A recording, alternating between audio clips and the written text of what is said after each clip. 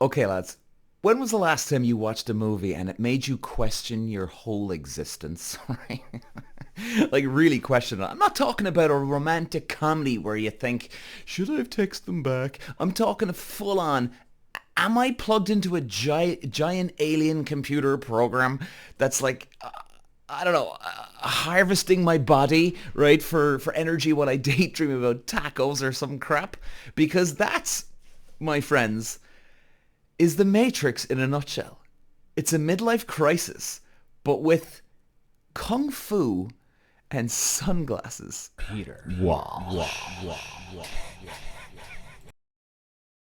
Now, I think we've all mostly have heard of The Matrix, right? Now, maybe you haven't got to it, but for anyone who's been living under a rock since 1999, The Matrix is that movie that gives us two things. It's I mean, groundbreaking visuals. We haven't seen CGI that good. Like Terminator 2 really just rose the bar back in the day, lads. But then The Matrix came along and just slam dunked it. I mean, it was unbelievable. The CGI was unreal. Directed by the Wachowski brothers, the masterpiece. It follows Neo, Keanu Reeves, and he's your kind of average computer hacker slash office drone who gets dragged into a nightmare where reality is fake and robots are real, and Keanu Reeves is the chosen one. That's right. And basically, like, it's Alice in Wonderland meets a philosophy textbook. It's sprinkled with martial arts. Choreography so sharp, it could cut a bullet midair, which, by the way, it literally does. But lads, here's the thing about The Matrix. It's not just a movie, it's a challenge. It is. It's a test of how much dread you can handle while eating popcorn. It is all. I mean, one moment you're nodding along like, yeah, I get it, right? We're all trapped in a system, it's this Matrix thing, and then the next thing you're spiraling. Wait, what if my goldfish is watching me? What if my Wi-Fi router is in on this whole thing?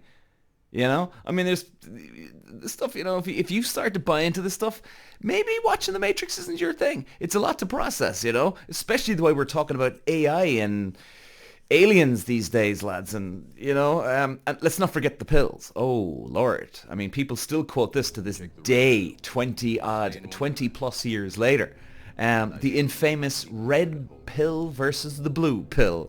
Neo chooses the red, and it leads to knowledge and freedom.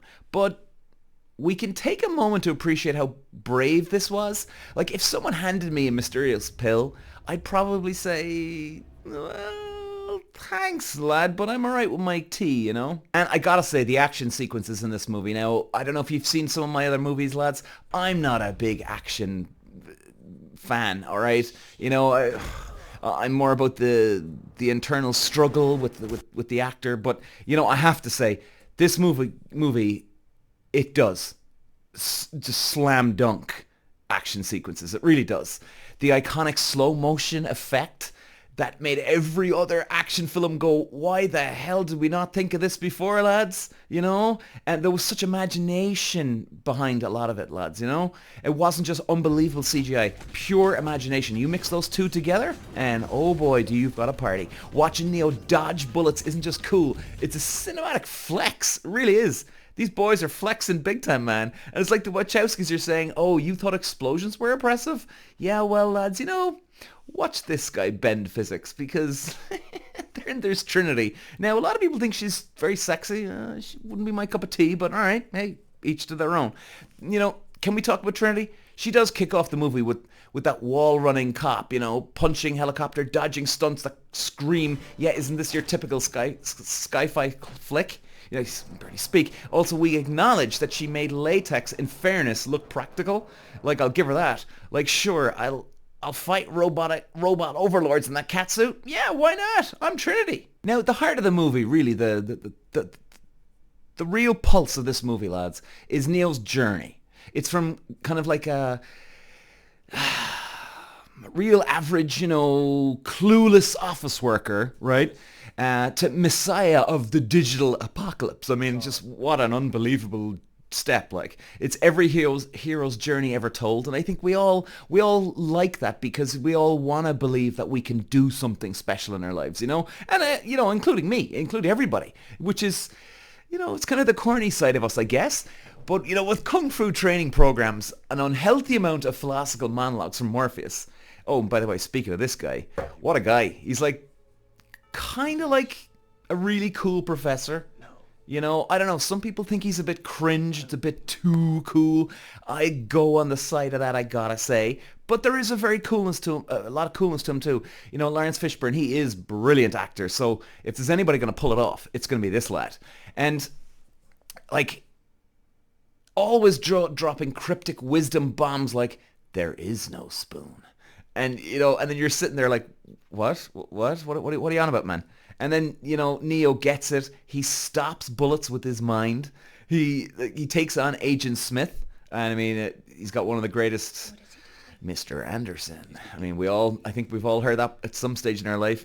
Basically rewrites the rules of reality. And it's the cinematic equivalent of getting an A+ on the hardest test of your life.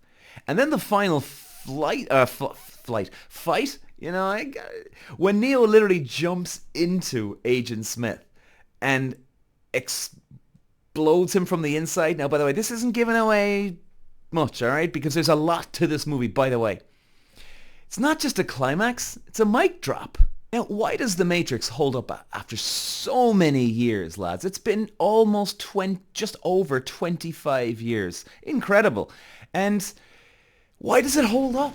Because, lads, it's not just about the visuals, it's about the questions. Is it all real? How do we break from that system that traps us? And more importantly, why do robots look like squids? That's a bit of a weird one, alright, I gotta admit. The Matrix just doesn't entertain, it makes you think, And, okay, maybe it almost makes you want to buy a pair of tiny sunglasses that don't actually block sunlight. But, yeah, that's besides the point, anyway, lads. But, the cool thing about it is, it does make you question, right? Especially the way technology is going these days. I mean, even ChatGPT, if you know how to use ChatGPT well, it can blow your mind. And here's the real takeaway. Life can be full of red and blue pills. We can go one way or the other road. Choices that can define us. And while most of us not have to fight AI overlords or download kung fu into our brains, we can decide to question the world around us. And the next time someone offers you a mysterious pill in so many ways, maybe it's an opportunity to think outside the box. Channel our inner Neo, take a leap.